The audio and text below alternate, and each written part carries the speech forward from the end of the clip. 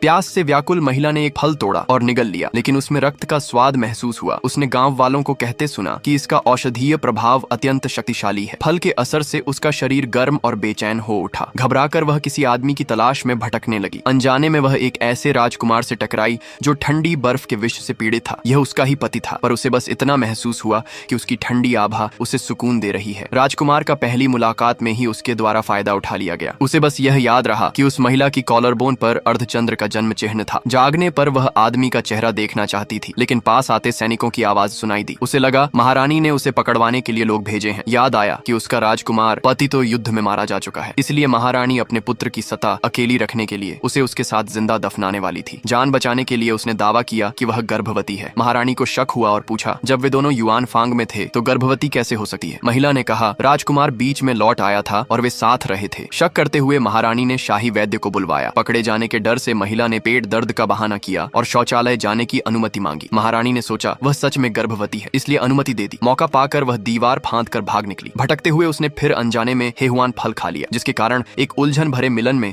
उसकी मासूमियत छिन गई। उसे पकड़कर महल लाया गया। महारानी उसकी बिना अनुमति बाहर जाने पर क्रोधित हुई, लेकिन गर्भ में बच्चे की चिंता में वैद्य को फिर बुलवाया। महिला को लगा कि झूठ पकड़ा जाएगा, लेकिन वैद्य ने पुष्टि किया कि वह सचमुच गर्भवती है। वह हैरान रह गई और सोचा शायद उस रात वाले आदमी की वजह से था। फिर भी उसने निश्चय किया कि बच्चे को राजकुमार का ही बताएगी। प्रसन्न होकर महारानी ने आदेश दिया कि उसकी अच्छी देखभाल की जाए। जीवन अब आरामदायक हो गया। उसे लगा कि बच्चे के सहारे वह पद और स्वतंत्रता पा सकेगी, लेकिन जल्द खबर आई कि राजकुमार लौट आया है। वह संकट में थी, क्योंकि बिना संबंध गर्भवती होना मृत्युदंड अपराध था। उसने सभी नौकरों को इकट्ठा कर गर्भावस्था छिपाने का आदेश दिया और दिखावा किया कि वह राजकुमार को सरप्राइज देना चाहती है। उसकी योजना थी कि किसी तरह संबंध बना ले ताकि बच्चा उसी का लगे। पर राजकुमार हमेशा उस रहस्यमयी महिला के विचारों में खोया रहता, जिसका चेहरा उसने कभी नहीं देखा था, और बस अर्धचंद्र जन्म चिन्ह याद था। उसने उसकी खोज की, पर कोई सुराग नहीं मिला। स्त्री ने बगीचे में मुलाकात का नाटक रचा, और जब हवा ने उसका घूंघट उड़ाया तो दोनों को अजीब सी पहचान महसूस हुई। राजकुमार उसकी सुंदरता से प्रभावित हुआ, पर मन में पहले से बसी स्त्री के कारण पास आने से इनकार कर दिया। जैसे ही वह मुड़ा, उसने तालाब में गिरने का बहाना किया और वह बचाने कूदा। उसने सोचा मौका मिल गया है, पर कमरे में बिस्तर पर रखते ही उसने उसे दूर धकेल दिया और चला गया। अभी भी उस रात वाली स्त्री के ख्यालों में जन्म चिन्ह पर ध्यान ही नहीं दिया। अगली सुबह संदेश आया कि महारानी ने उसे और राजकुमार को महल बुलाया है। वह डर रही थी कि महारानी गर्भावस्था का खुलासा कर देगी, इसलिए उसने तय किया कि उनसे न मिले। उसने सोचा जल्द तलाक लेकर दूर भाग जाएगी, पर महल पहुंचने पर हालात काबू से बाहर हो गए। महारानी ने लौटे हुए राजकुमार का खुशी से स्वागत किया और घोषणा किया कि राजकुमारी पत्नी उसके बच्चे की मां बनने वाली है। राजकुमार ने हैरान और क्रोधित होकर इसे नकार दिया, क्योंकि वह कभी उसके साथ नहीं रहा और यह बच्चा उसका नहीं हो सकता।